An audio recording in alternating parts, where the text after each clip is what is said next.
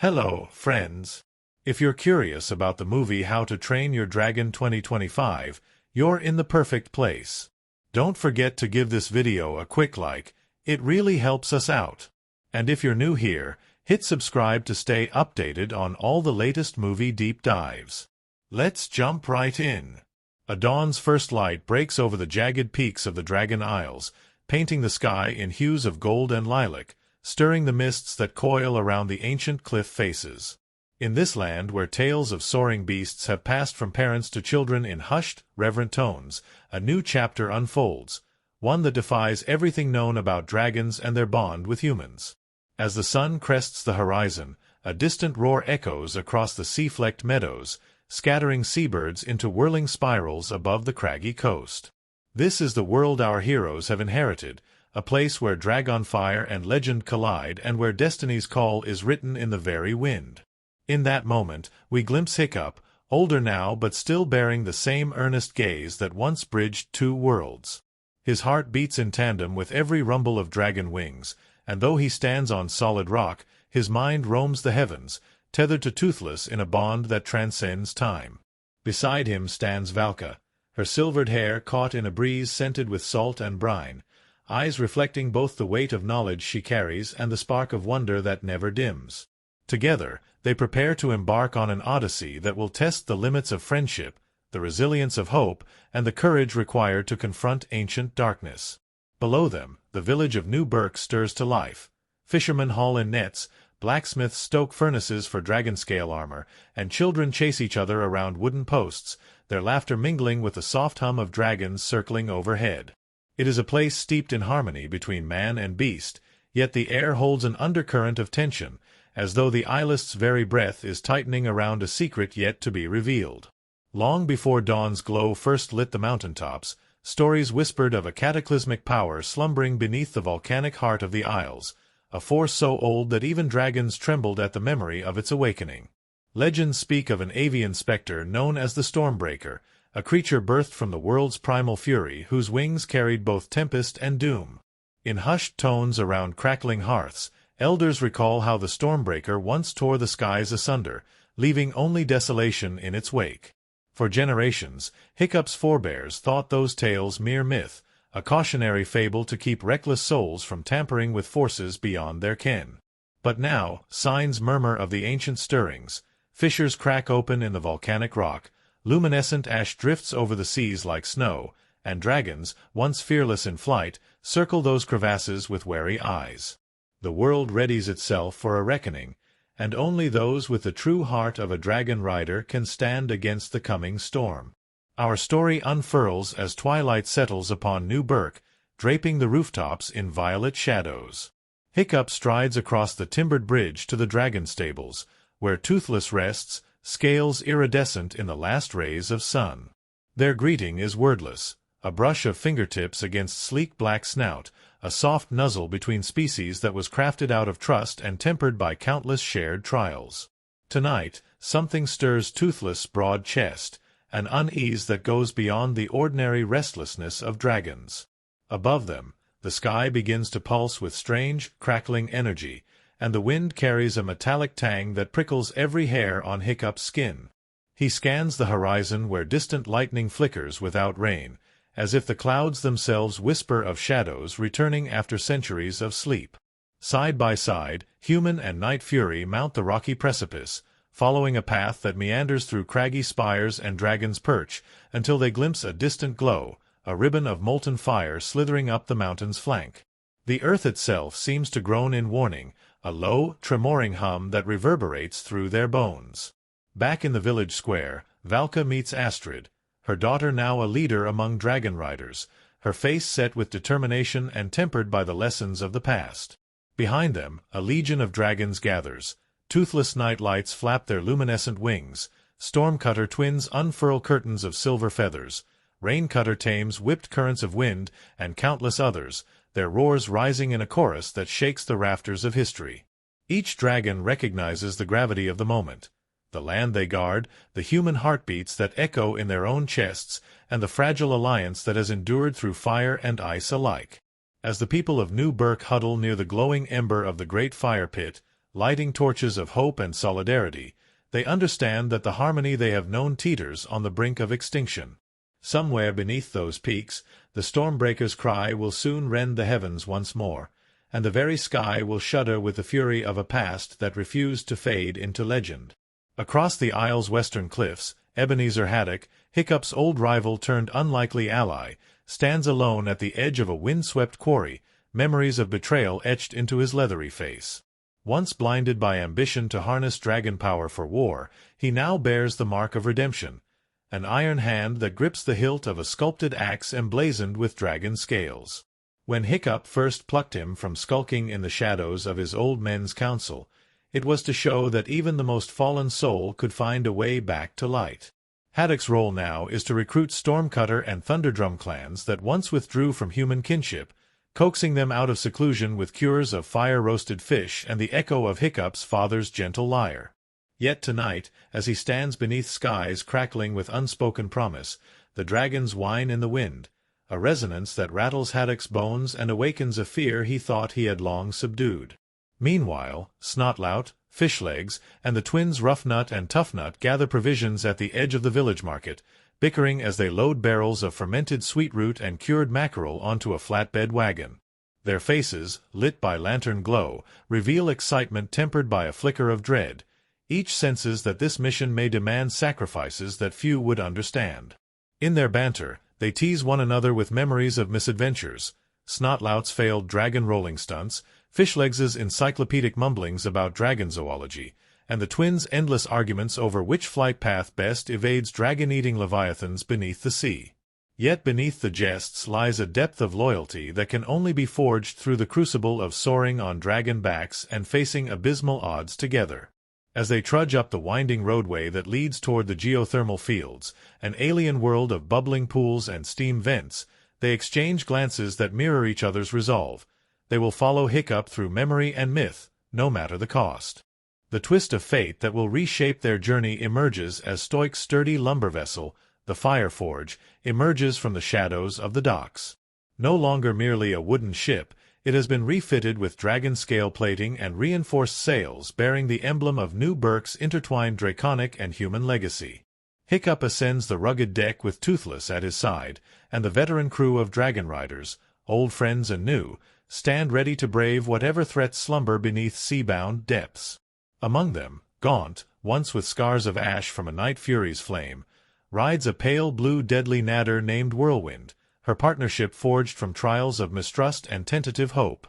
Gobber the Belch, with his ever-smoldering mechanical leg and booming laughter that rattles timbers, mans the throat latch control that releases dragons from their moorings with precise hydraulic clanks.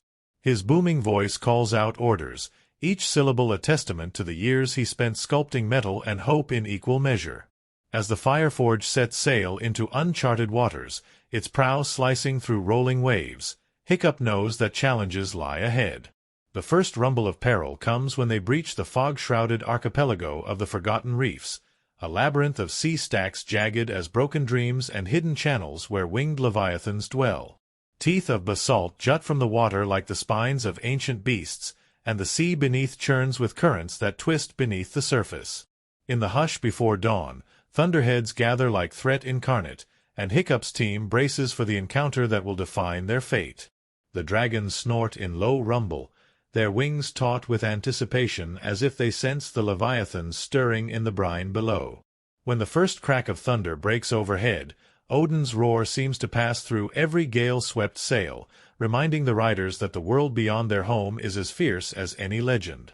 Amidst these swirling perils, Astrid stands on the dragon tailgate, her hand clenched around a dragon skin-wrapped spear, her Viking braids whipped into gold by the wind. Her eyes gleam with resolve, highlighting a bravery rooted in the trials she has weathered by Hiccup's side. She has endured heartbreak when her own night fury was lost to the abyss, yet she never wavers in her duty to protect both humans and dragons as though they were twin flames bound by destiny. When the first leviathan, scales glistening like obsidian and fangs that pierce the foam, surfaces beneath a roiling wave, it severs the line between myth and reality with a tremor that rattles every plank of wood. Astrid's creed, one team, one dragon, echoes in her mind as she wills her own dragon, Stormfly, to dive into the swirling water to distract the behemoth's wrath.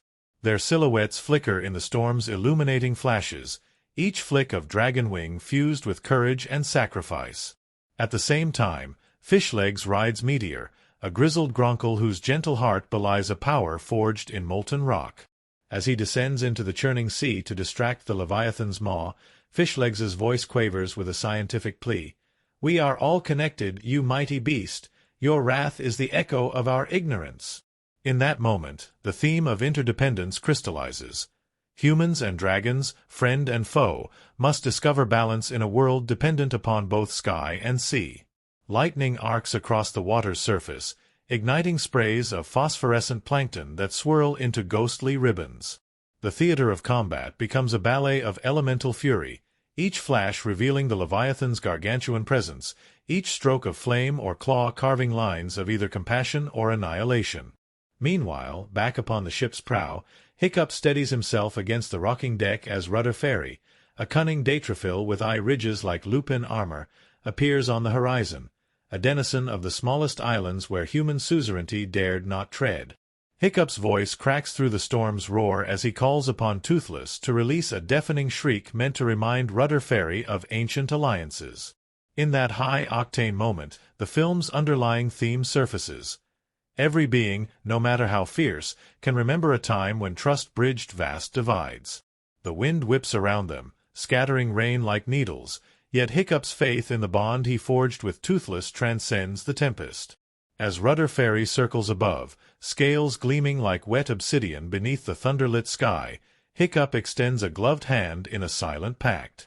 In response, Rudder Fairy lowers into the gale for a fleeting, heart-stirring instant, an acknowledgement that the world's hope remains alive in their connection. Yet the sea beneath them surges once more, swallowing that fragile peace as though it had never been offered. When at last they emerge from this gauntlet of waves and wind, a dawn hue tinges the mist, and a new expanse of ocean stretches before them, a vast blue mystery dotted with emerald isles. This is the gate of the ancients, the threshold to the Dragon Forge, a realm suspended between mortal reach and dragon legend. June-bloomed lilies float on glassy rivers that cut through ancient forests of towering kelp-like seaweed, whispering in currents that dragons once danced amid. The air here hums with electric magic, as though the world's very veins pulse with draconic lifeblood. The overarching theme of unity now crystallizes in a tangible form.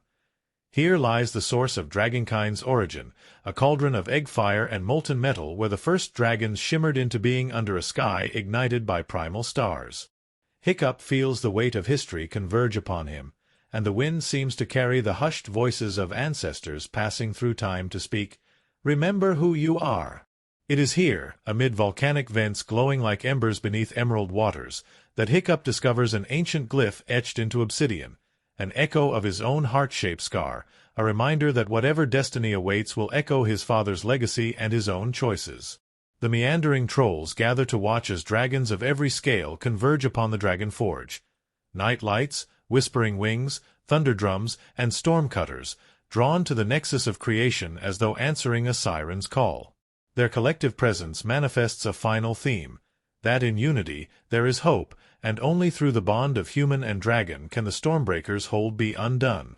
When the Stormbreaker finally emerges from the magma's depths, a colossal, obsidian-scaled beast crowned with molten horns and eyes like smoldering coals, the world trembles beneath its roar. In that heartbeat of suspended terror, Hiccup steps forward, heart pounding with the memory of every moment that led him here. His father's unwavering resolve, Astrid's fiercest devotion, Fishlegs's earnest compassion, Snotlout's boundless bravado, and the trust that bound Edward and Toothless. Now, as he stands before the Stormbreaker's molten gaze, he knows that love's truest flame must burn brighter than any inferno.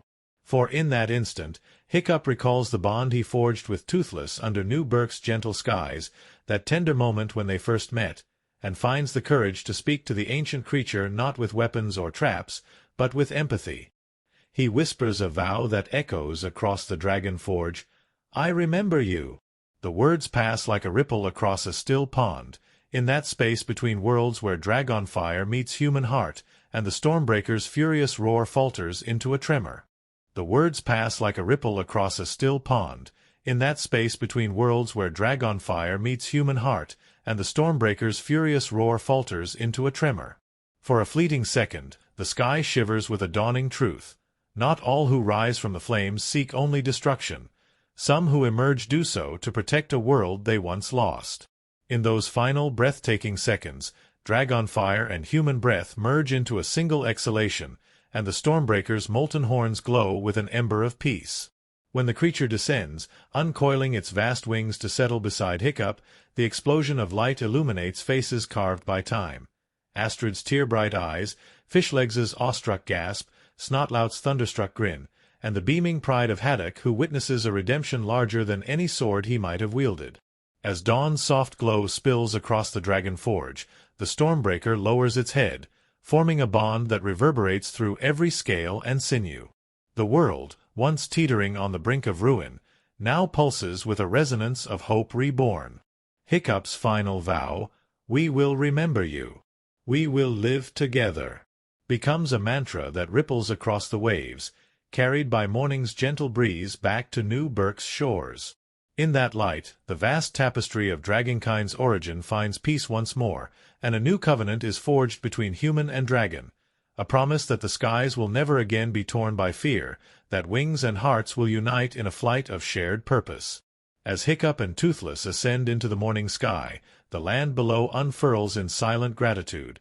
Meadows that glow with dew, forests that hum with awakening life, and villages that watch the horizon expectantly, knowing that together they have weathered history's harshest trials and emerged into a dawn whose promise will never fade. The morning sun rose over New Berk in a riot of gold and rose, gilding every rooftop and dragon perch with a promise of calm. In that perfect moment, on a village that had known only peace for years, the name How to Train Your Dragon 2025 seemed almost a legacy etched into every scale and whispered beneath every roof beam. Hiccup stood at the edge of the bustling square, his gaze drifting from Toothless, perched on a wooden ramp and flicking his tail in idle contentment, to the rows of familiar faces, Astrid tying a dragon's latch, Fishlegs adjusting a saddle strap, Snotlout and the twins squabbling about which route to take on their next training flight. All around them, the gentle hum of dragon wings mingled with the laughter of children darting between stalls piled high with smoked fish and spiced berries. In that moment, life felt as simple as a lullaby, a harmony so complete that anyone might believe it would never falter. Yet the balance of worlds so carefully nurtured by dragons and riders alike was already beginning to tremble beneath the surface.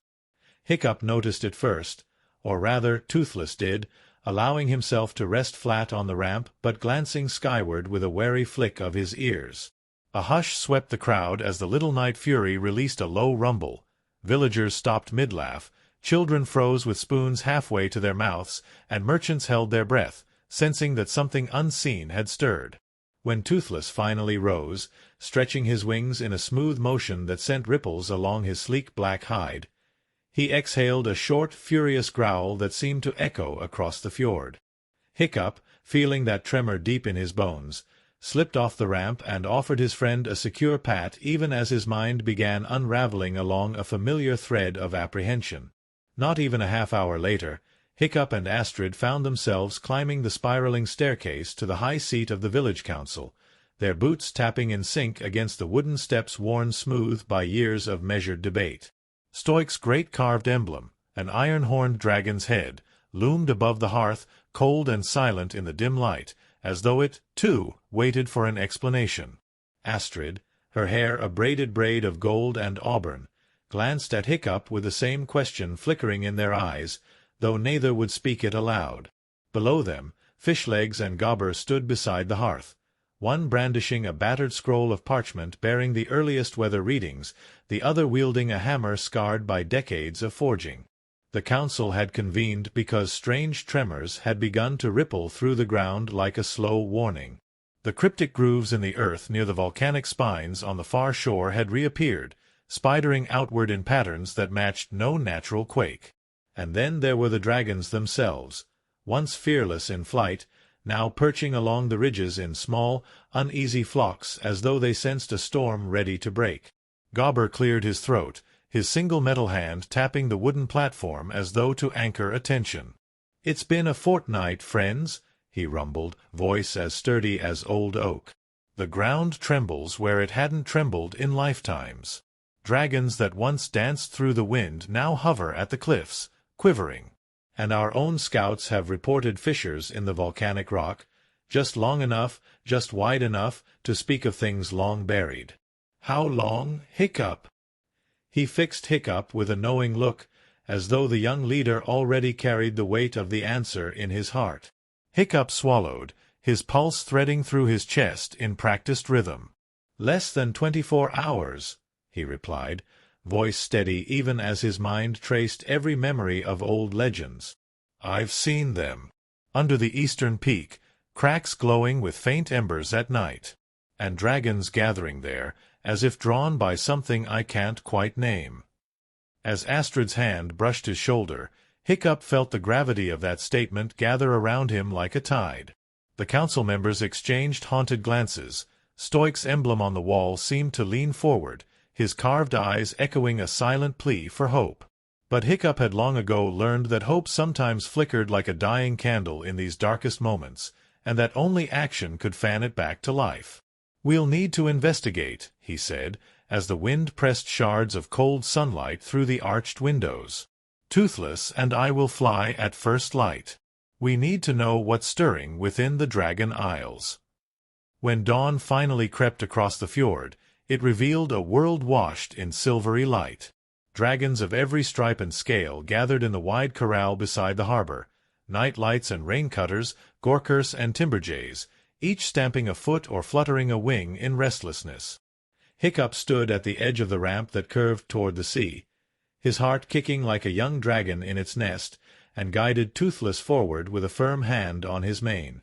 Astrid mounted Stormfly, her pale blue hideous zippleback spiraling two heads in a counterpoint of curiosity and caution, while Fishlegs, astride Meteor the Gronkle, clutched tablets of ancient dragon lore for reference. Snotlout and the twins, seated on Thornadoo and Scaldron respectively, argued about which of them would lead the formation. Amid the flurry of wings and war cries, each rode a wave of memory, of past triumphs, of broken wings healed in the smithy's glow, and of nights when they had wept together as they watched dragonfire illuminate their fears. Amid the flurry of wings and war cries, each rode a wave of memory, of past triumphs, of broken wings healed in the smithy's glow, and of nights when they had wept together as they watched dragonfire illuminate their fears. When the first rays of sunlight broke over Spike Island, Hiccup pushed Toothless forward into the breeze, and the world exhaled. Under them, the sea scrawled silver lines across the depths, and the crags of hidden coves teased the eye like secret promises.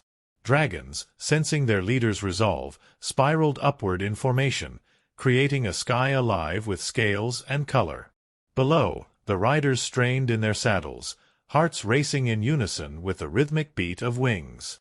By the time they reached the eastern slopes, the air was thick with smoke and ember, the mournful breath of the volcano stirring after centuries of slumber. There, carved into jagged basalt cliffs, lay the fissures that hinted at some ancient slumbering power. Each crack dripped with molten droplets that sizzled as they met the cold rock, like fire impaled upon ice. The dragons swooped closer, nostrils flaring in puffs of smoke, while the riders peered over the edges, hearts pounding in their ears. Hiccup landed softly on a narrow ledge, brushing ash from his leather boots as he knelt beside the crack. He slid a finger over the glowing seam, feeling heat against his palm that seared through the glove. When he withdrew his hand, the print glowed faintly, a perfect silhouette of trust scorched into blackened stone. That moment crystallized everything they'd feared. The Stormbreaker, an ancient leviathan of fire and shadow, had stirred in the molten veins beneath the Dragon Isles, and it would not rest until its wrath consumed every trace of peace. Rising, Hiccup signaled to Astrid that they must return to New Berk with this terrible truth. But before they could mount their dragons, a deep tremor shook the ledge, flaking ash and pebble down upon the riders. Toothless roared low, wings beating in a frenzy as the earth beneath them quaked once more, shaping lines of panic across every face. Dragons everywhere shrieked in response, twisting through the air with frantic urgency as their instincts took hold. In that moment, Hiccup realized their world would no longer be the one they had known, a realm of sparring sparklers and quiet dawn rides, but a place where only those who dared to love dragons could stand against the tempest to come. Back in New Berk, the council reconvened beneath the burgeoning glow of lantern light, their faces drawn in worried lines. Hiccup recounted every detail: the fissures, the embers, the tremors that danced beneath their boots. Astrid described the dragon's fear, the way they circled the mountain top as though on the edge of madness. Fishlegs unfurled his tablets, reading aloud fragments from ancient scrolls that warned of a cataclysm whose roar could shatter mountains and drown skies in ash. Even Stoic's carved emblem seemed to shudder in the flickering glow. As realization settled over them like a drape of cold evening fog, the council grasped the magnitude of what lay ahead. They had to unite every dragon clan from the far corners of the Isles, ignite alliances between species that once guarded ancient grudges, and prepare for a battle whose outcome would reshape the very bones of their world. The following days became a whirlwind of preparation and outreach. Riders scattered in pairs and trios across hidden enclaves where dragons loyal to no one roost like sentinels on the wind-swept peaks. Snotlout, brazen as ever, led a contingent toward the southern reef, seeking the electrifying rain-cutter king whose sparks could ward off ice and blaze a path through storm. His brash confidence flared when he faced the beast, who swooped out of the mists like a thunderbolt to challenge him. But Snotlout, with shield held high and voice booming a defiance born of long battles, won the dragon's respect by offering a simple promise: to stand by its side as allies. In that moment, the raincutter's electric lungs flared against the sky, announcing a pact that glowed with the potential to stem the volcanic tide. In another corner of the Isles, Fishlegs's draughts and gentle voice soothed the ancient timberjays, a fierce clan with wings like silvery fans that could slice wind into ribbons. He shared legends of Old Berk, where dragons and humans first learned to trust across empty horizons, weaving stories that spoke of forgotten valor and unity. The timberjays, once sworn to solitude, were won by his earnestness, agreeing to stand by the rider's side if only out of respect for loss and memory. Their wings, unfurled in the dawn sky, beat a measured rhythm that carried hope across the seas. Astrid and Hiccup joined forces to seek the mysterious Whispering Wind clan that nested in fog-bound crags perched above icy fjords. These dragons, rumored to communicate through currents of air alone, had long maintained an uneasy neutrality, melting into mists when humans tamed their distant valley. But Astrid's fierce loyalty and Hiccup's gentle resolve forged a bond that transcended words. They climbed through howling winds on cliff faces that scraped their ledger bones, and as the breeze carved through their hair, the whispering winds circled above, their voices coalescing into a single question: "Why do you disturb the peace?" Hiccup, voice firm as steel pressed against ice, answered, "Because peace itself trembles on the brink of ashes, and we cannot stand alone." In that suspended silence, the dragons of mist alighted beside them, offering feathers of steel blue and promises given in a whisper that would guide Hiccup's journey on the storm-charged winds to come. Meanwhile, in the heart of New Berk, Gobber and Haddock labored to forge armaments worthy of dragons' backs, helmets carved from dragon bone and scaled, and harnesses embedded with runes that whispered of fire's old roots. Haddock, whose own past bore the scars of misused ambition, hammered iced steel into shapes that caught the morning light like frozen tears.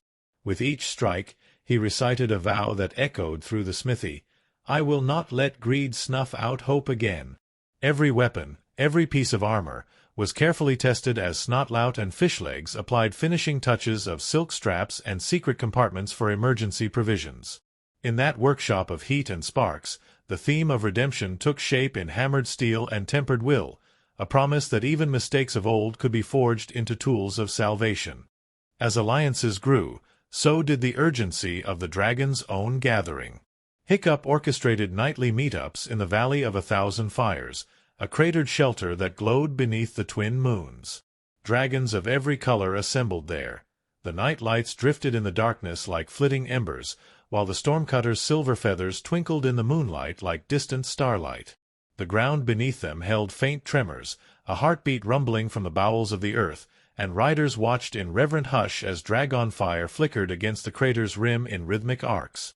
Toothless, astride the highest ridge, let loose a roar that echoed against the stone and knotted itself around every soul present.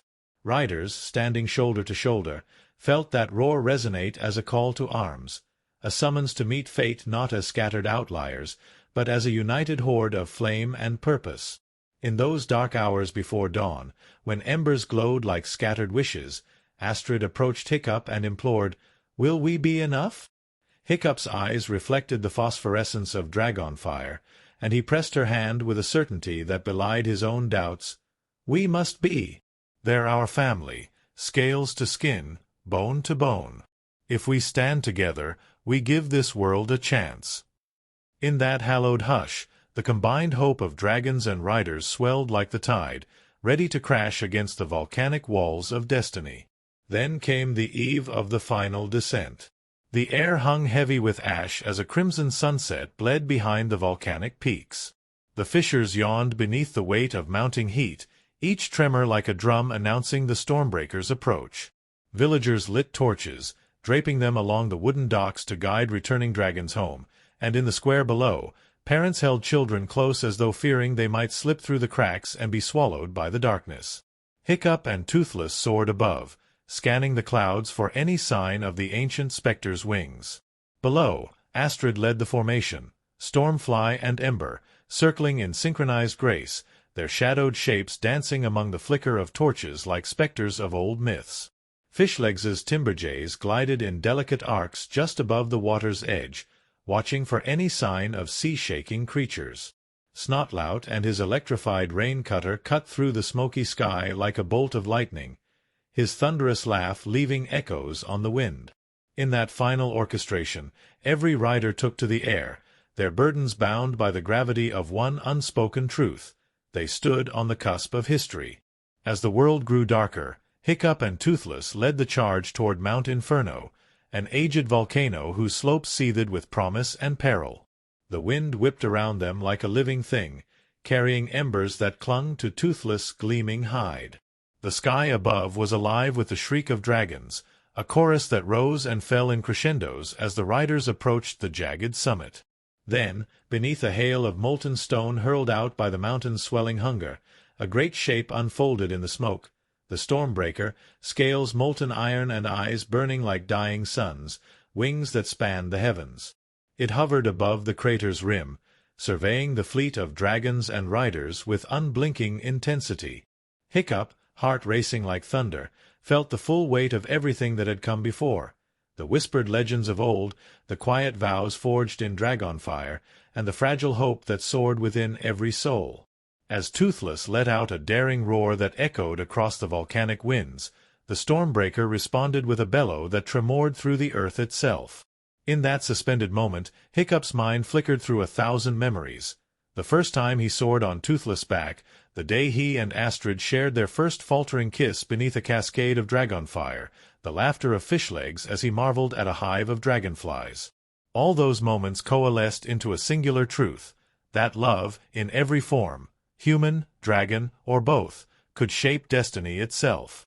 As lightning cracked across the blood-red sky and the Stormbreaker descended to meet them, Hiccup tucked his hand beneath Toothless' protective wing and steeled himself for the trial to come. For in the heart of that volcanic tempest lay not only a creature of ancient vengeance, but also the chance for a bond that could reforge the world in hope's unyielding light.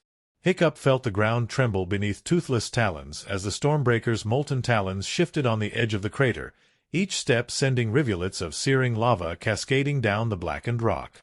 Around him, dragons screamed in defiance, night lights spiraling in twin vortices of azure flame, stormcutters beating wings that split the air like thunderclaps, and gronkles stomping their heavy feet, sending tremors through the ash-laden wind.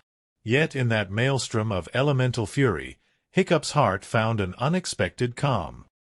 He urged Toothless forward until the night fury hovered a mere wingspan from the Stormbreaker's seething hide, the older beast's eyes flickering like dying stars as it stared into Toothless' unblinking gaze.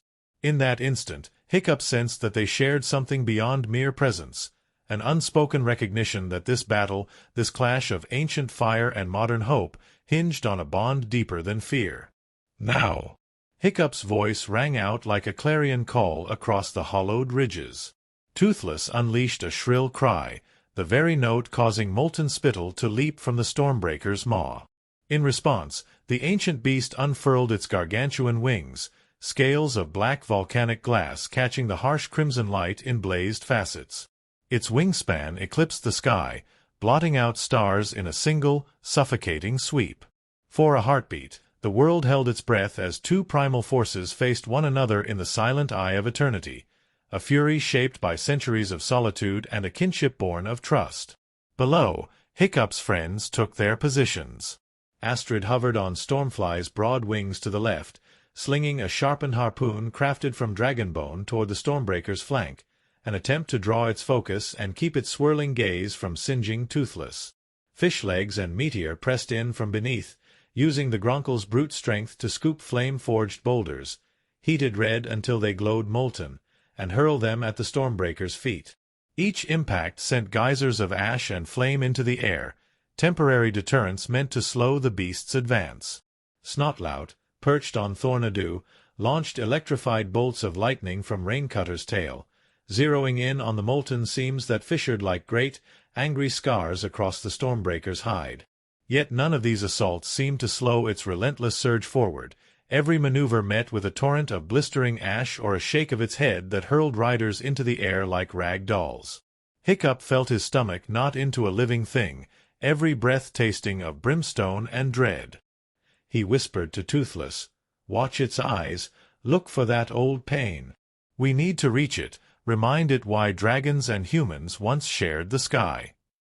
Toothless dipped his wings, diving perilously close until his muzzle nearly brushed the Stormbreaker's scorching flank. At that angle, their eyes met, and Hiccup's memory flashed back to stories of the first dragon riders, of how trust had once transformed mortal enemies into lifelong allies. In that tenuous connection, Hiccup reached inside himself and thought of Stoic's words. Hiccup felt his stomach knot into a living thing, every breath tasting of brimstone and dread. He whispered to Toothless, "Watch its eyes, look for that old pain. We need to reach it, remind it why dragons and humans once shared the sky." Toothless dipped his wings, diving perilously close until his muzzle nearly brushed the Stormbreaker's scorching flank. At that angle, their eyes met, and Hiccup's memory flashed back to stories of the first dragon riders, of how trust had once transformed mortal enemies into lifelong allies. In that tenuous connection, Hiccup reached inside himself and thought of Stoic's words, "A dragon's heart beats not for conquest, but for kinship." His voice carried on the wind, soft yet unyielding, "I know you remember. We can still be family." The Stormbreaker trembled at the sound, its great form heaving as though torn between rage and remembrance. Lava dripped from the ridges of its crown, sending embers like fireflies swirling in a cruel dance. For an excruciating heartbeat, nothing happened. Then, as if struck by a sudden realization, the beast's shoulders slumped, and the roar that had riven the heavens receded into a low, mournful rumble. Toothless, sensing opportunity, let out a gentle, reassuring hum, a sound that once, so many years ago, had soothed his own anxieties. The Night Fury's call, soft, melodic, reached the ancient dragon's weary core, and Hiccup felt his heart splinter in a wash of sorrow and hope. At that moment, the Stormbreaker's wings faltered, and it slid to its knees, sending sparks of molten ash cascading through the air. Hiccup, urging Toothless to draw nearer, felt a tremor of fear. Had he gone too far? Yet as he watched, the beast's great head bowed in what felt like acquiescence. In that grand gesture, Hiccup saw not a conqueror defeated, but an old soul returned to clarity, the weight of countless years lifted in an instant. Summoning every scrap of courage, Hiccup leaned from Toothless' saddle, extending his hand toward the Stormbreaker's massive muzzle, a final overture of trust. When his fingers brushed the edge of ancient scales scorched by volcanism, something passed between them, a wordless acknowledgment that this fight was never meant to end in annihilation, but in understanding. The great beast's hot breath washed over Hiccup, and in that searing mist, he heard a soft, low whisper, a breath like wind through hollowed cliffs, that spoke of forgiveness and renewed purpose. For the first time in ages, the Stormbreaker's eyes softened, and it released a droplet of molten lava that tumbled harmlessly into the abyss below, an offering forged from both strength and surrender. Below, dragons roared their approval, wings beating in rhythms that shook the very stones. Riders released sputtering breaths they didn't realize they'd been holding, their faces illuminated by the interplay of dragon fire and molten relief. Astrid veered Stormfly away from the crumbling rim, tears gleaming on her cheeks as she watched the moment of reconciliation. Fishlegs, his hands still glowing with residual heat from Meteor's hurls, let his head fall back and laughed, a sound of pure relief that crackled like lightning. Even Snotlout, perched precariously on Thornadoo, let out a jubilant whoop, though he nearly cancelled himself off the dragon's back when the beast surged below him in a swirl of embers. As the Stormbreaker, now calm, folded its sprawling wings and sank to the smoldering earth, Hiccup felt the world shift on its axis. The fissures around them stilled, the molten tears drying into rivers of glassy obsidian that shimmered under the rising moon. The dragons, encouraged by the moment of peace, descended to gather around their newfound ally, illuminating the crater with flickers of bioluminescent breath. In that radiant glow, Hiccup slid from Toothless' back and stood before the Stormbreaker, arms still trembling from the intensity of the exchange. The ancient beast's eyes, once blazing with destructive purpose, now held a faint flicker of something almost human, grief for lost ages and hope for a dawn reborn. "Thank you," Hiccup whispered, words small beneath the enormity of what had transpired. The Stormbreaker pressed its head against Hiccup's chest, a gesture that sent shockwaves through every frightened onlooker. In that simple embrace, the gulf between legend and reality collapsed. The beast that had once been a harbinger of apocalypse now stood as guardian and friend, pledging its strength to the fragile alliance of dragon and rider. The moment of triumph quickly gave way to a surge of practical concern. The vapor that rose from the now quiet fissures carried the faint tang of sulfur and ash, reminding everyone that while the Stormbreaker's fury had been stilled, the mountain's slumber remained fragile. Hiccup, wiping sweat and ash from his brow, signaled to Astrid. "We need to seal these cracks," he called out, voice echoing across the silent crater. "If we don't, this piece might just be a lullaby before the next eruption." Astrid, her eyes still glimmering with tears, nodded and gathered her own resolve. "We'll need every dragon's help, and every bit of that hope you gave them." In the hush that followed, dragons and riders set to work. Those with fire and heat, Stormfly, Thunderdrum, and Whalesong, melted and poured fresh basaltic flows into the fissures, carefully channeling the magma to fill the gaping wounds in the volcanic skin. Gronkles, led by Fishlegs, chugged across the glassy rivers, mouths open to swallow molten offshoots before they solidified into brittle spines. Meanwhile, the Stormbreaker used its great tail to stamp new trenches, diverting the underground currents of heat into dormant channels that pooled harmlessly in the stone's broken veins. Gently, methodically, the dragons wove a lattice of cooled rock across the mountain's open sores, and rider and beast alike felt the ground stanch beneath their feet, breathing a wary sigh of relief. By the time the first pink tendrils of dawn brushed the Dragonforge's rim, the last of the molten tears had solidified, leaving behind rivers of teal-tinted obsidian crisscrossing the mountainside like frozen lightning. Hiccup stood atop a newly formed basalt ledge, flanked by Toothless and the Stormbreaker, two dragons born centuries apart, bound now in purpose.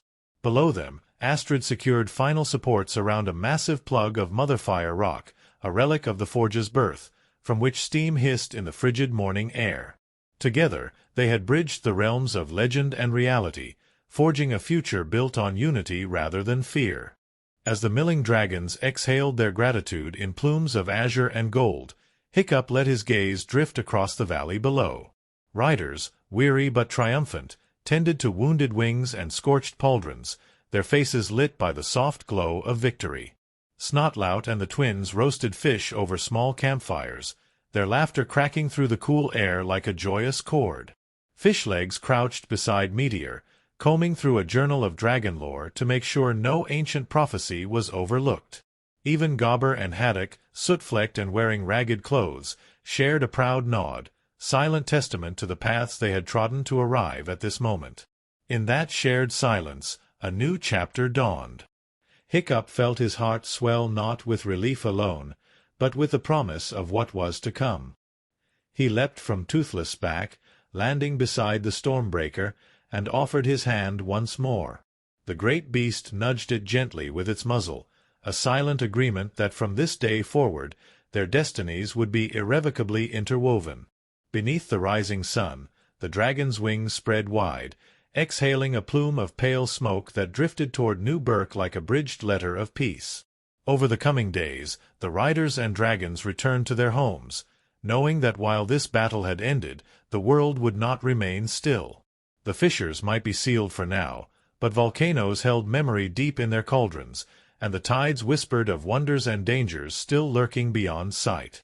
Even so, on the morning they lifted their wings to depart, every rider felt the invisible tether that bound them to something greater than themselves, a duty to cherish the bond between beast and human, and to protect the fragile harmony they had fought so fiercely to preserve. Astrid, astride Stormfly, brushed a kiss against Hiccup's cheek, soft and laced with promise. "I knew you could do it," she murmured, voice glinting with pride. Hiccup smiled back, tracing a callus along her jawline. "We did it, together." Below them, a choir of dragons rose in a symphony of scales and breath, low drumming chants that echoed across the Dragon Forge's valley as if proclaiming a new era. On that note, Hiccup and Toothless launched into the sky, followed by Astrid, Stormfly, and an armada of dragons whose wings brushed the clouds in a streak of hope. As they soared above the crater's rim, the Stormbreaker watched them go, a silent sentinel against the morning's flame. Deep within its old soul, a memory stirred of the first slumber it had known, and a quiet warmth kindled like a long-dormant ember. For the first time in ages, the ancient dragon felt not the weight of vengeance but the lightness of connection. The world below might still hold untold perils, but as long as humans and dragons could meet one another's eyes, a new horizon would always beckon. Below the distant horizon, New Berk's towers rose like promises carved in timber and stone, where children laughed and dragons soared in joyful loops. The sails of the Fire Forge glinted in the sunlight as it swayed in the harbor, a silent tribute to journeys past and paths yet unseen. And high above the valley, golden rays of dawn painted the sky in streaks of hope that whispered of adventures still to come. For in the wake of a storm born from old flames, Hiccup and his allies had found a light that would never flicker in the face of darkness, and in that light every creature bound by wing or bone would fly free. At dawn's first light, Hiccup awakens to the soft creak of New Berk's wooden shutters, the gentle cry of seagulls spiraling above the harbor, and the distant rumble of an island still recovering from ancient fires. Before he rises, he gathers his thoughts in the quiet half-light, recalling the weight of his father's legacy and the promise he made to every dragon that calls the Isles home. In those early moments, he feels that he remains both boy and man, breathlessly tethered to the line where childhood wonder surrenders to the responsibilities of leadership. His slender frame, once awkward and gangly, now bears the subtle strength of forged purpose, broader shoulders molded by countless journeys, hands calloused from crafting new contraptions intended to safeguard rather than conquer. Yet beneath the calm resolve, there pulses a restless eagerness, the same spark that once drove him to befriend a wounded night fury, believing even the fiercest beast could be met with gentleness instead of steel. In Hiccup's heart, the memory of Toothless' first trusting nuzzle remains a lodestar, a reminder that empathy can heal rifts far deeper than any blade of iron ever could. Out among the dragons, Hiccup's bond with Toothless flows like a silent conversation written in glances and shared breaths. When Hiccup lifts himself into the Night Fury's saddle, his confidence ripples through Toothless, whispering echoes of battles fought side by side and victories won only through faith in one another. Yet Hiccup's leadership extends far beyond his connection with this single dragon. Each morning, he wanders through the cobbled lanes of New Berk's dragon stables, nudging aside Straw to greet the dragons in their stalls by name, murmuring words of reassurance as he checks harnesses and inspects scaled skin for any sign of lingering fatigue or unspoken sorrow. He knows each dragon not merely by species or color, but by personality. Stormfly's flitting curiosity, Razor's fierce loyalty, Crusher's gentle curiosity. With every gentle pat or whispered promise, Hiccup reminds himself and each dragon that they share more than just the sky. They share a fragile world that needs their courage to survive. Even as Hiccup shoulders enormous responsibilities, mediating long-shadowed feuds between dragon clans or deciphering fissures carved into volcanic rock, his eyes still widen at the first play of dawn on the sea, as though he were that same wide-eyed boy who once gasped at Toothless' first loop through the clouds. It is this balance between pragmatism and wonder that makes Hiccup a leader uniquely suited to his world. He does not pretend to possess all the answers, but he carries the conviction that every problem admits a solution crafted by listening rather than shouting, by forging trust rather than imposing fear. When he faces the Stormbreaker amid a tempest of molten fury, it is not the roar of weapons he offers first, but an outstretched hand lifted in hope, reminding that even the ashes of rage can be sifted into seeds of peace. In his every breath, Hiccup embodies a truth he learned in the secretness of one shared night flight, that love remains the most powerful force for change, even when the sky threatens to collapse under the weight of ancient vengeance. Far beneath brothers' clamor and battlefield cries, there exists a friendship that gleams with unwavering loyalty.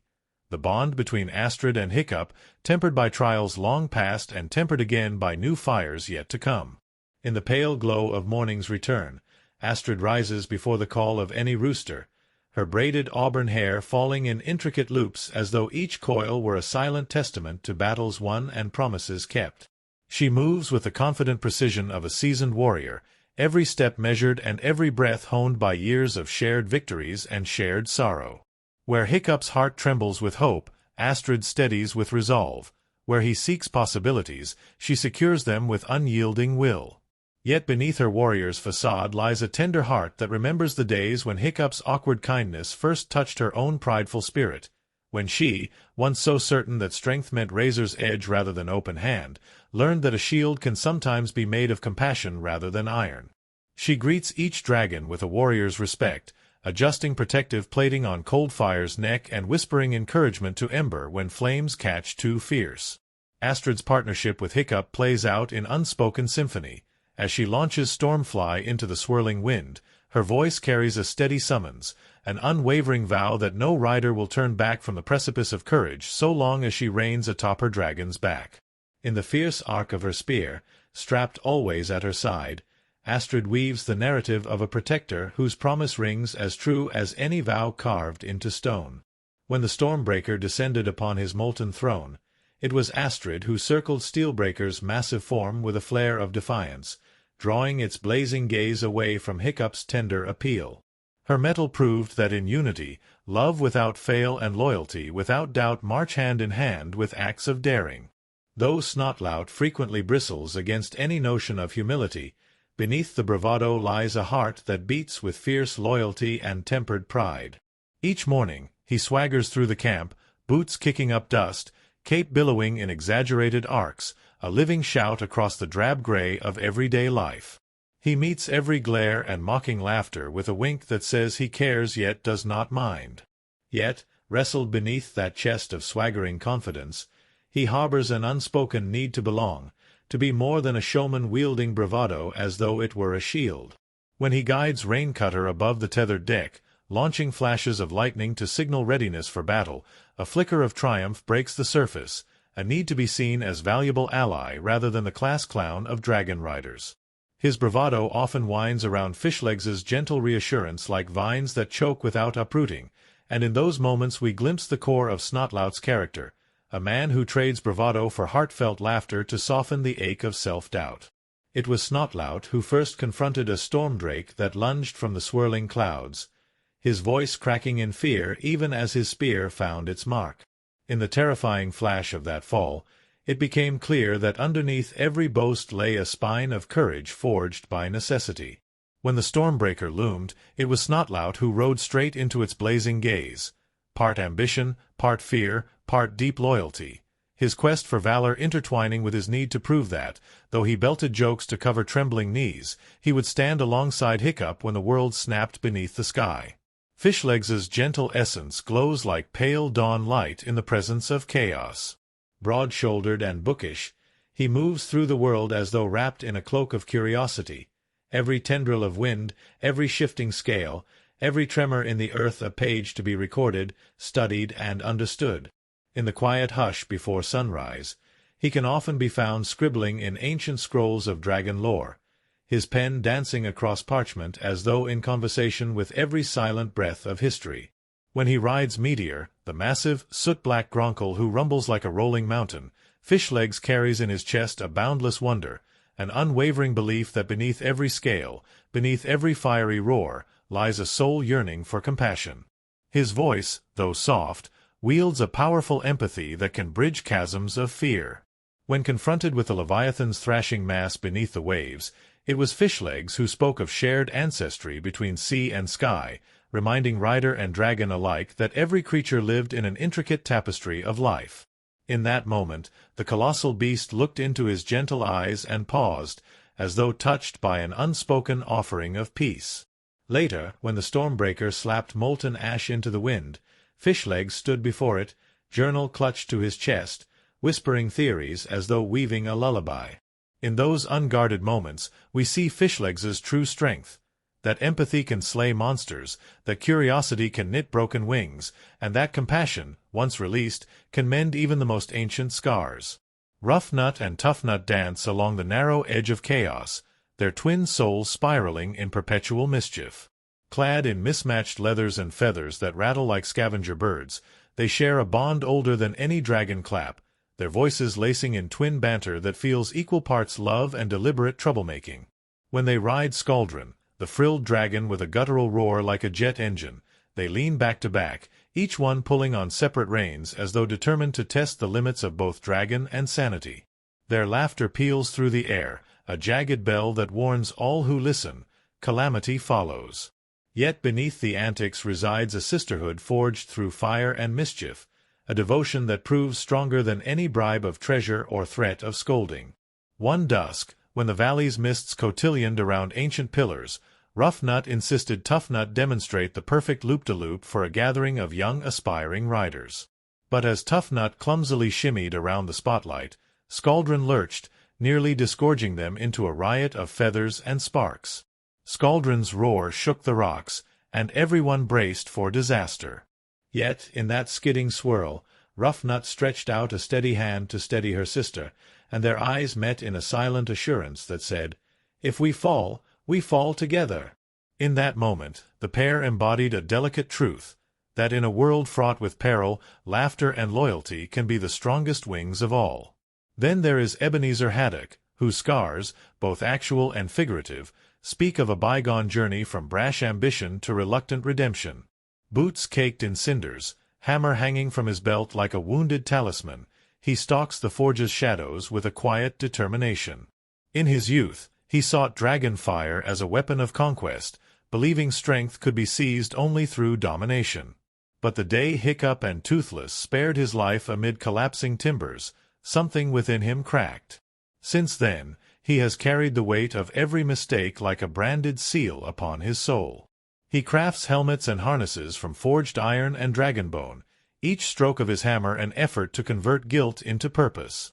When he lifts steel against sparks, there is a hum beneath the metal, a buried oath that he will mitigate the harm once wrought by his own hands. In the deepest hush before the final assault, Haddock stood against the hellscape of a volcanic thunderstorm, eyes gleaming with mortal fear and unspoken hope. As he strapped on a harness to carry a fragile dragon egg away from the molten rifts, his hands shook with desperation, but his jaw set in unyielding resolve. He whispered to himself, "I will not carve my legacy from regret."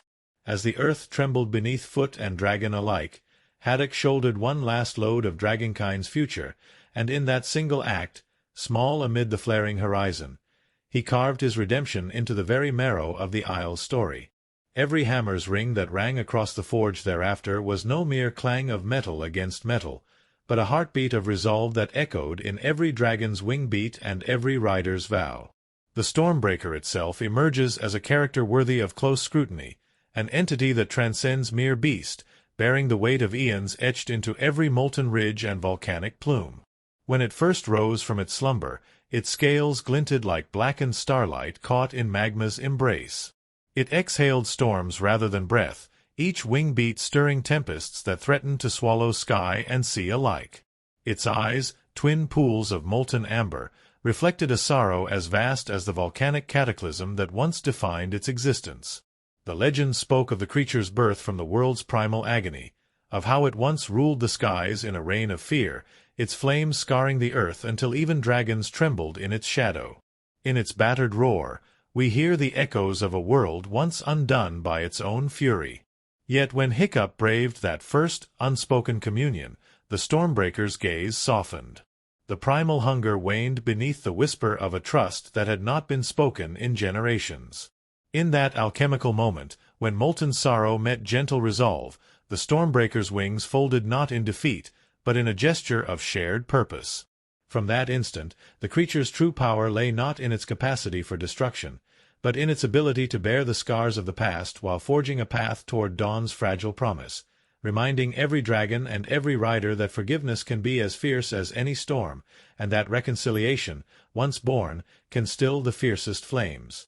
And so, as the sun sets on the Dragon Isles, each dragon and every rider carries forward the lessons so dearly won. Hiccup, bearing the mantle of peace but never forgetting the fire that birthed it, stands ready to guide a world where dragons and humans rise together on wings of trust. Toothless, Night Fury without equal, remains his silent reflection, a creature of shadows and starlight whose loyalty anchors both hope and myth. Astrid, fierce as a thunderbolt tempered by compassion, becomes the shield that defends new promises even as it forges fresh dreams. Fishlegs, tender scholar of draconic wonders, reminds all that understanding can calm chaos and that every heart hides a universe of possibility. Snotlout, with his roars of bravado and crackling heart, shows that courage can emerge even from the roughest armor of jest. Rough Nut and Tough Nut, twin sprites of mischief and mirth, embody the truth that laughter can be the fiercest battle cry of all. Haddock, once marked by ambition's scars, stands reborn in the forge of acts of mercy, proving that redemption can glow brighter than any ember cast into the night. And the Stormbreaker, ancient guardian of ice and magma, whose molten sorrow was stilled by a single act of trust, towers over them all as a testament to the fragile alchemy of reconciliation. Its presence on the wind whispers through every valley, promising that even the most hardened hearts can feel the hush of compassion if another's hand reaches out when all hope seems lost. In the end, each of these spirits, human and draconic, becomes a tapestry of breath and flame, weaving a story not of conquest, but of boundless possibility. For in the world of How to Train Your Dragon 2025, the greatest magic lies not in the fire of dragon's breath, but in the quiet courage to trust one another when the sky trembles under the weight of old, ancient storms.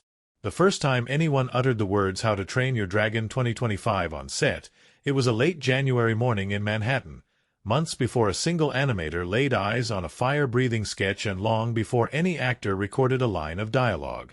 It echoed in an empty soundstage like a whispered prophecy, as if the studio's walls themselves held their breath against what would soon become a new chapter in a beloved saga.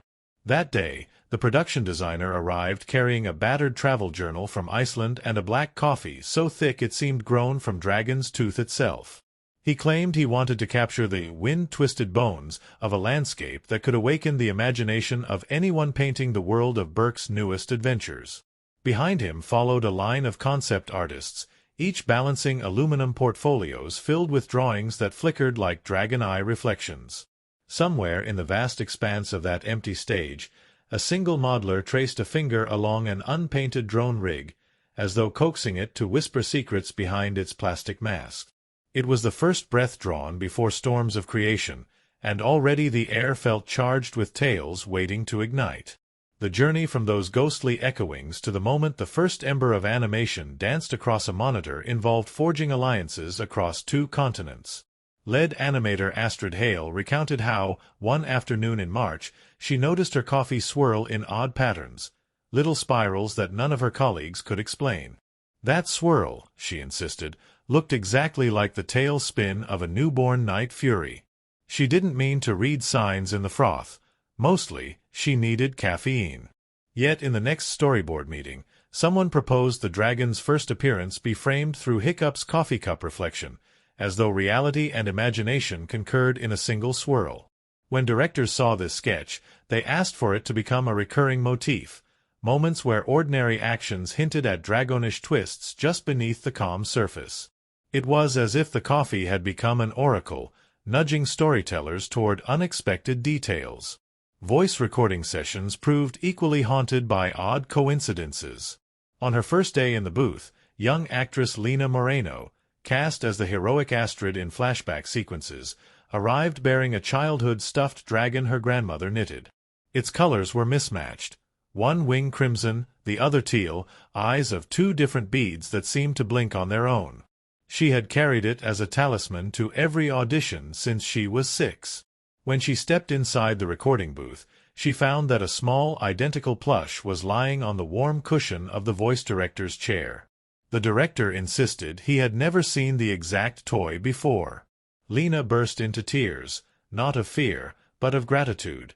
She interpreted it as a sign her grandmother's blessing had followed her across time zones. That toy remains preserved in a glass case at Dreamwing Studio, accompanied by a plaque reading, "For uncanny devotion." Filming the motion capture reference footage required building a mock dragon saddle capable of bearing any rider's stride. Technical supervisor Mark Auden oversaw a rig that looked, at first glance, like a medieval torture device. A cylindrical harness mounted on hydraulic pistons, balanced on polished rails running an arc across the soundstage. It had to simulate everything from gliding flight to jagged landings. On the day lead actor Terrence Ng tested its hydraulics, a sensor misfire sent him catapulting backward several feet, arms outstretched as though he might take flight on invisible wings. He crashed into a padded wall with a cry of delight, then leapt up shouting, "That's exactly how it feels when bullets of wind hit you." It took engineers an hour to calm the rig, but Terrence insisted on at least one more wild test, after which he praised the machine as pure dragon magic. The footage of him bouncing on that rig later inspired the animators to exaggerate dragon jumps, giving the film's winged stunts a bounce that felt both fantastical and grounded in real risk.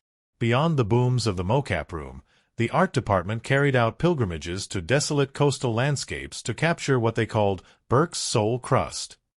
They arrived at tide-washed cliffs in Devon at dawn, cameras slung across backpacks and sketchbooks ready. There, waves pummeled iron-stained rocks, sending up sprays of white mist that looked, at odd angles, like whispering dragons. A local fisherman warned them that a centuries-old legend spoke of a ghostly leviathan living in those cold coves, surfacing once each decade. The artists laughed it off, until sunrise revealed an enormous, whale-shaped shadow slipping beneath the water's surface. No one could say if it was whale, shark, or rare leviathan. The silhouette vanished before it could double-take anyone's breath. Nevertheless, the moment made its way into concept art as the cursed foam. Designers insisted that on-screen, the ocean near Burke's shores should flicker with that phantom shape every few minutes, as though sea dragons lingered just out of sight. It became one of the film's signature illusions, a constant reminder that hidden worlds seethe beneath placid surfaces. Costume fittings for Hiccup and Astrid's new gear took place in a warehouse repurposed from an old airplane hangar on the outskirts of L.A. In an echo of the original trilogy's early days, lead designer Rachel Vargo insisted on stitching each tunic by hand using a pattern traced from real leather scaled to perilous flexibility. The leather wrinkles in sunlight like dragon hide ready to flex. She recruited Vulcan blacksmiths, descendants of the coasters who'd forged Viking blades for the original trilogy's props decades ago, urging them to craft medieval clasps and buckles from meteorite iron, an ultra-rare metal rumored to have dragon warding properties. When the first batch of buckles arrived, they wrote, "Quenched in dragon fire," beneath each hinge using acid that permanently etched the legend into the metal surface. Some of those buckles left the costume department and wandered into the antique market, later selling for thousands to collectors who swore they felt warmth in the iron when held at certain angles. Whether those stories were fueled by rumor or reality, the buckles became a prized hallmark of the film's authenticity. Things could get surprisingly chaotic in the miniature workshop where habitat maquettes were built. Model maker Jean-Paul Navarro insisted on constructing every dragon's den in painstaking 1/12 scale, crafting toothy grottos from plaster and mica dust. One night, he stayed late, adding the final details to the fiercest-looking dragon lair he'd ever created: jagged stalactites, dimly glowing crystals, and a hidden tunnel so narrow that only a flickering LED could reveal its depths. Exhausted, he fell asleep at his workbench, head resting against folded arms. At midnight, the studio security cameras picked up Jean-Paul thrashing awake, whispering, "Show me the way," as though trying to navigate some unseen labyrinth. Over the next week, 3 of his miniature lairs collapsed in a near-perfect simulacrum of an underground earthquake, rocks and plaster shards scattered around his bench, revealing the hidden tunnel he'd built. The studio maintenance team insisted no seismic activity had occurred. To honor Jean-Paul's uncanny dreamlike guidance, the tunnels stayed in the final models and are pointed out in behind-the-scenes featurettes as whisperways, paths that ferried unwary filmmakers into fragments of fantasy. When composer Elena Rosario arrived to score the film's sweeping emotional crescendos, she convened a private choir in an old decommissioned church once known for eerie acoustics. The crew filmed her rehearsals when she coaxed the chorus into humming tones described as dragon breath choral. As recordings progressed, the church's stained glass windows began to crack in odd patterns, curving outward as though a rising force inside clawed at the glass. Each crack shaped itself as a subtle spiral that seemed to mimic dragon wings. Church staff insisted no one had physically touched the windows in weeks. Structural engineers who examined them found no evidence of wind stress or foundation shifts.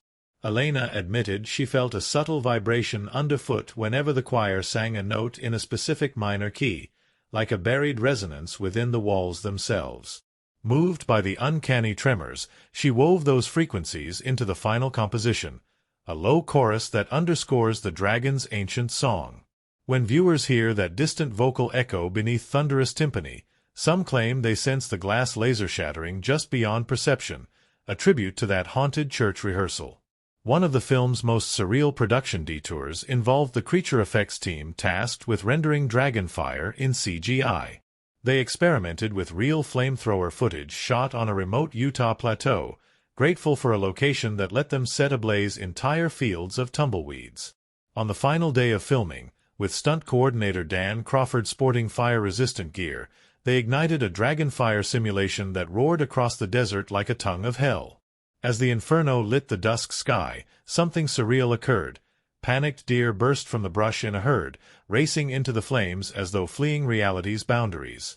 Crawford dove atop a dune to film them in silhouette, convinced he'd captured a moment of cinematic alchemy. In playback, the deer silhouettes flickered on screen, their antlers antediluvian, eyes glowing, almost as though they were spectral gatekeepers to some primal realm. Despite attempts to rationalize the phenomenon as film grain or lens flare, everyone on set agreed that those deer looked, for a heartbeat, like creatures summoned by dragon fire. The footage later wizened into an optional DVD gag reel, tagged as The Ghost Deer of Dragon Flats.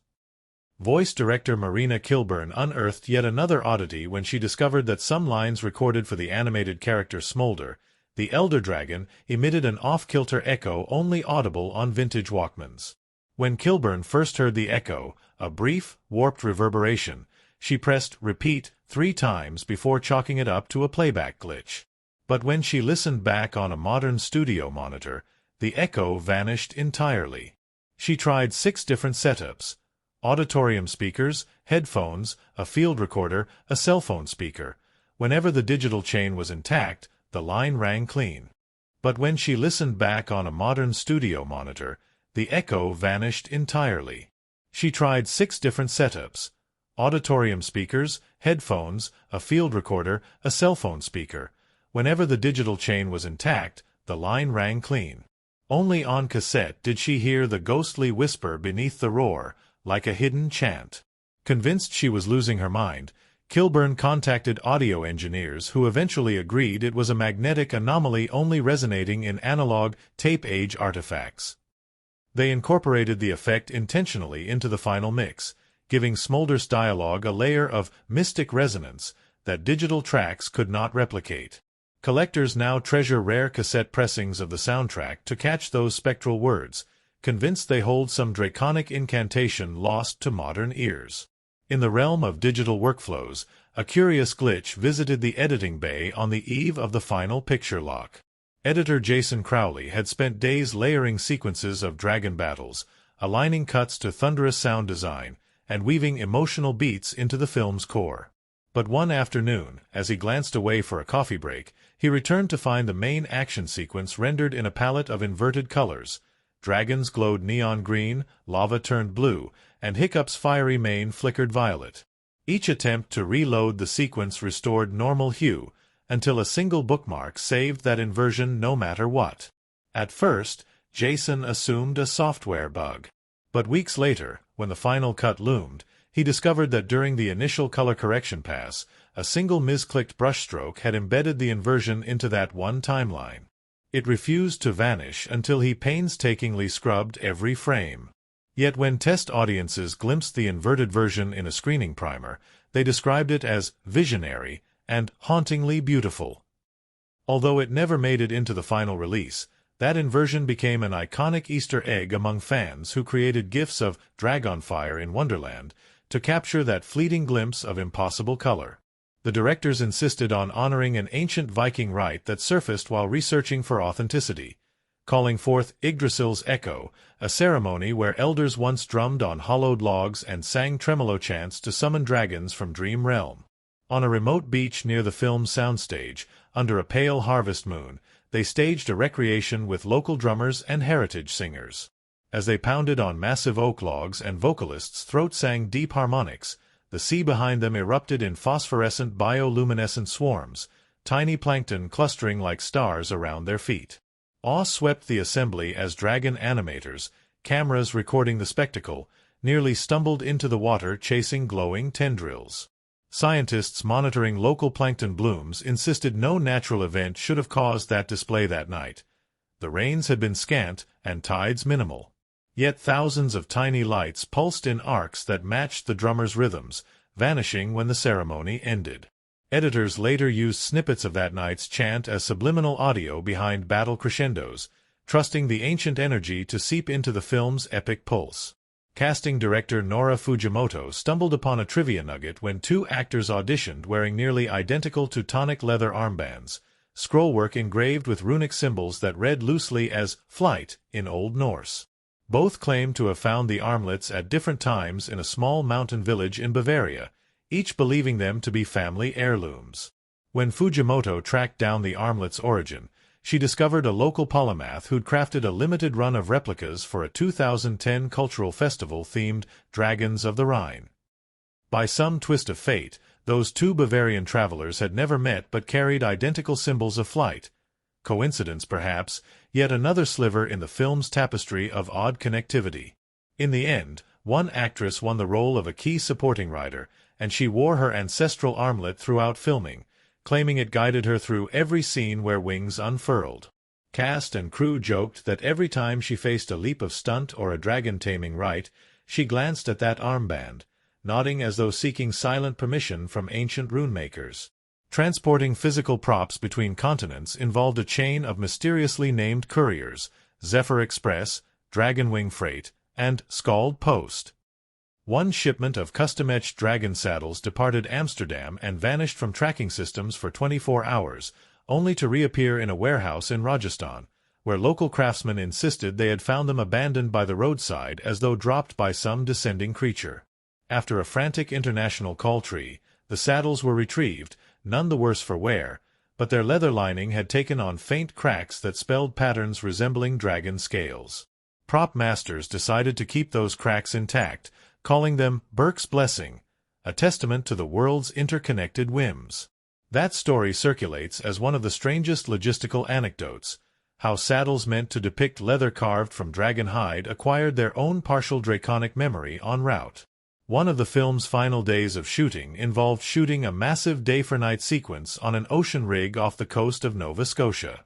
The crew arrived prepared for wind, cold salt spray, and rolling waves, but not for what followed, a swarm of jellyfish that glowed under the moonlit sky like drifting lanterns. As the cameras rolled to capture dragons gliding above a churning sea painted in blues and purples, those jellyfish drifted in perfect tide-synchronized waves below, an unearthly ballet that made the water's surface shimmer with bioluminescent spirals. The DOP, camera perched on a stabilized arm, said it looked as if the ocean had donned a sleeveless cloak woven from starlight. The director ordered them to capture additional plates, adjusting filters to preserve those jellyfish glows alongside the fake dragon fire. Weeks later, when editors layered CGI dragons onto the footage, every deep shot of sea beneath flapping wings carried the organic luminescence of that jellyfish swarm, a subtle reminder that real wonders often bloom in the periphery of human intent. The premiere screening in London's Grand IMAX Theatre boasted a final surprise. The accompanying orchestral arrangements incorporated a local choir of Welsh dragon lorekeepers, whose voices had never been recorded before. As the credits rolled, hidden within the low, pulsing chorale came a series of phrases sung in an ancient dialect, loosely translating to "Awaken the wings beneath the sky, for dawn's promise is forged in fire." To most viewers, it was subliminal texture, but to Welsh dragon keepers, it was a direct echo of songs that once rallied their ancestors to stand against tyrants. After the screening, a hush fell upon the audience until one elderly gentleman rose to his feet, tears in his eyes, whispering, "The dragons called me home." Such reactions became legend among the crew, who saw that the film's DNA contained fragments of real-world cultures, threads of dragon lore so ancient that they seemed to beat with a life beyond any scripted page. Years later, small pockets of fans gather at midnight screenings to hunt for the film's hidden curiosities. Some swear that if you watch closely during one aerial sequence, you can see a dragon-shaped reflection in a shard of broken glass, a wink to the original animators who once hid their initials in scale texture.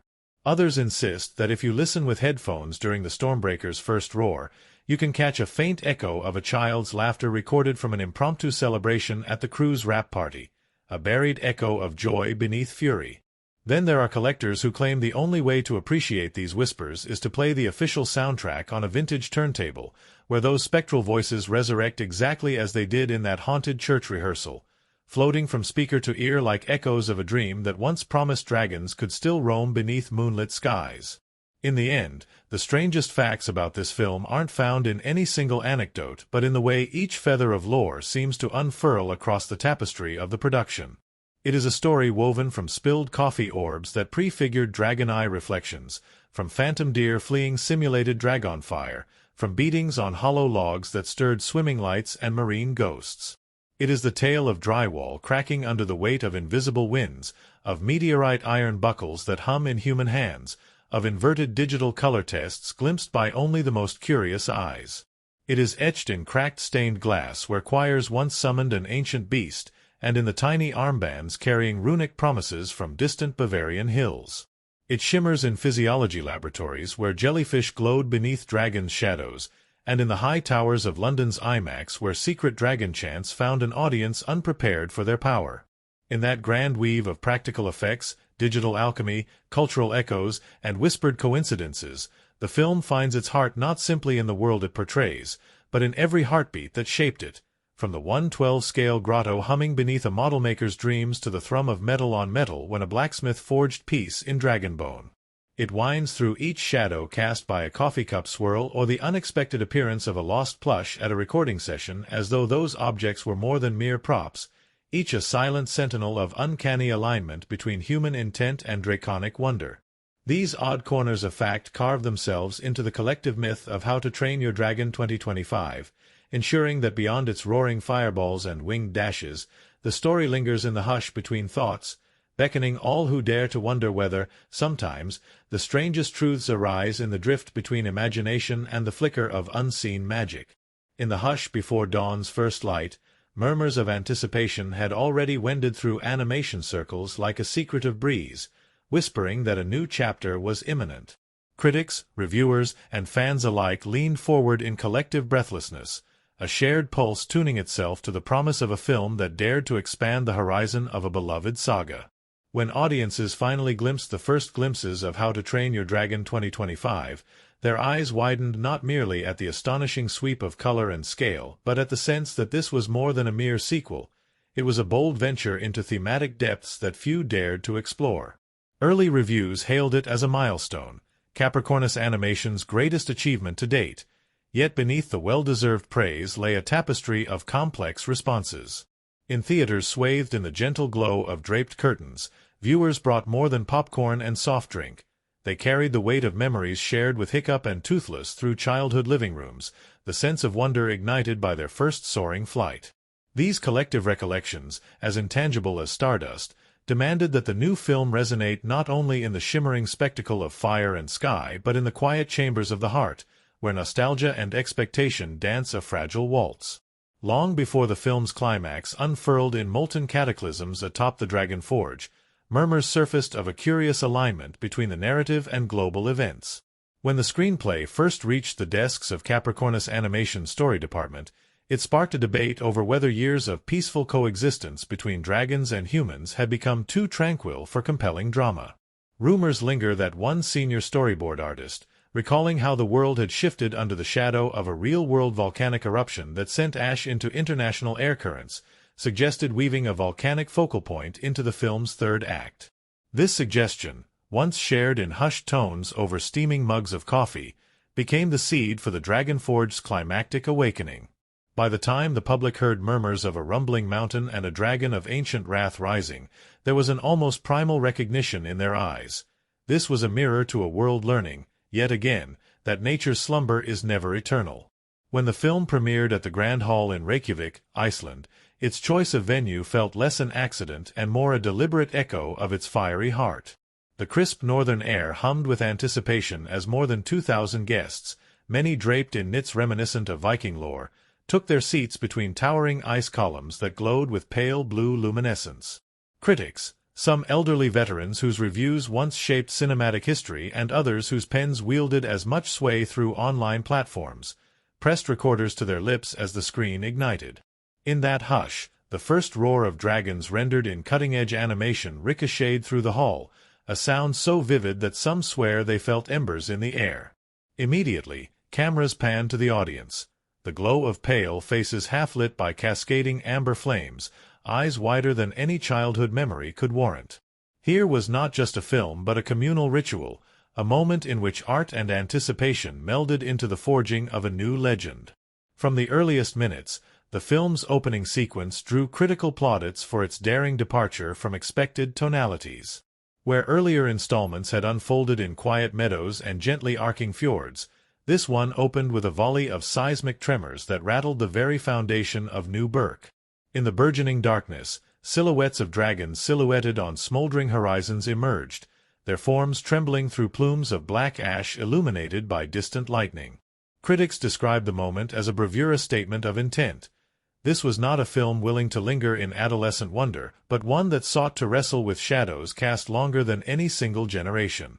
On social media, comments lit up with words such as operatic, epic, and heart-shredding, while in critical circles, analysts dissected how this pivot signaled an audacious gamble, that the audience's cherished affection for these characters would follow them into darker, more turbulent waters.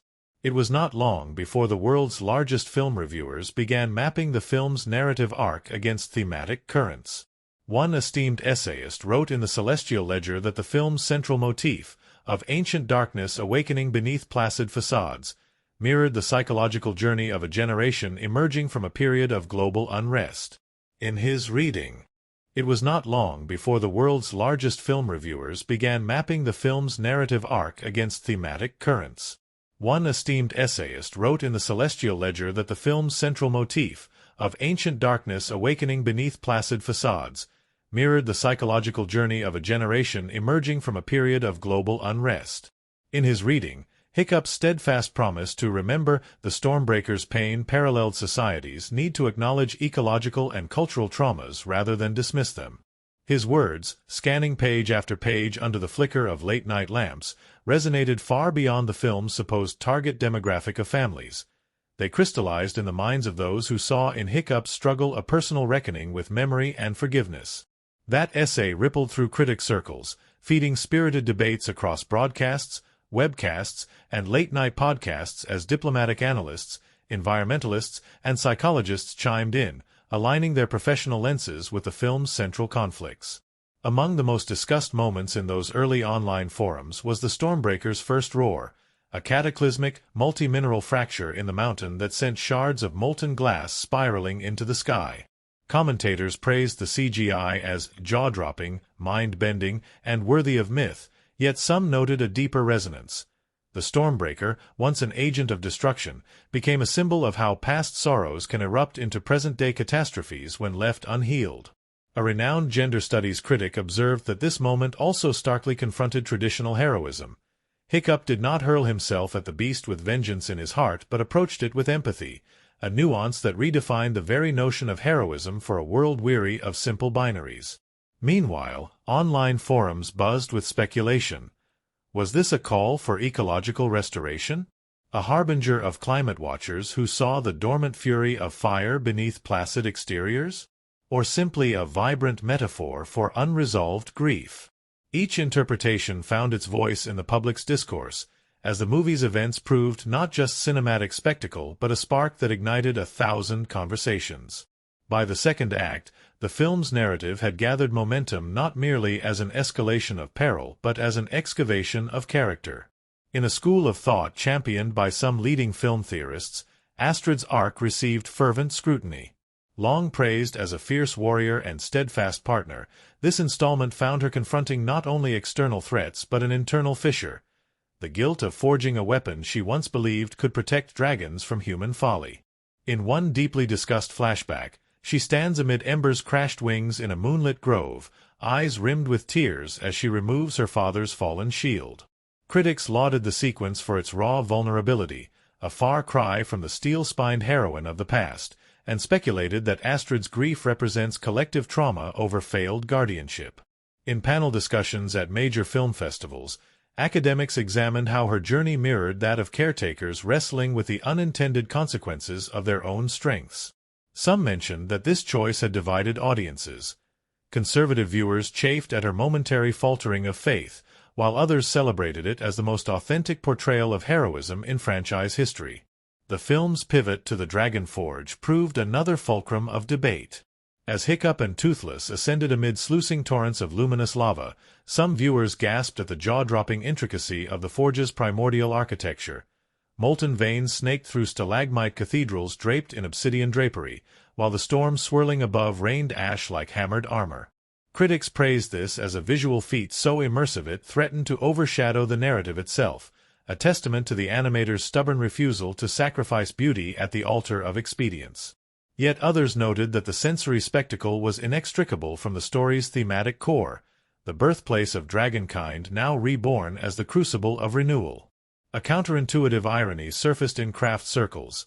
The same imagery that critics described as dizzying and otherworldly was inspired not by computer hardware but by the idea of a living, breathing ecosystem, one that mirrored the complexities of real-world forests underwater.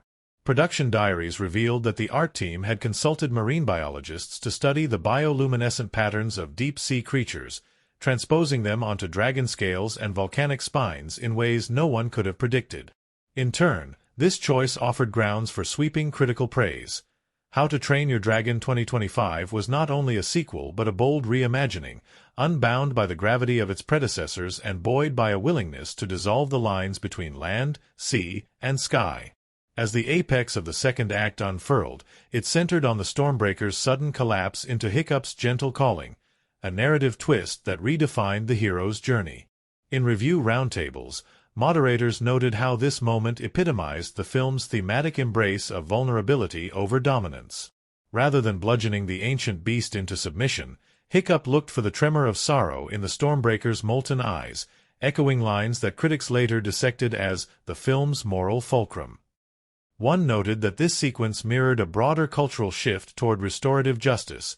Aggression transforms into dialogue, and rage is soothed by empathy, not steel. Such analysis rippled into political spheres, with some commentators drawing parallels to post-conflict reconciliation efforts worldwide.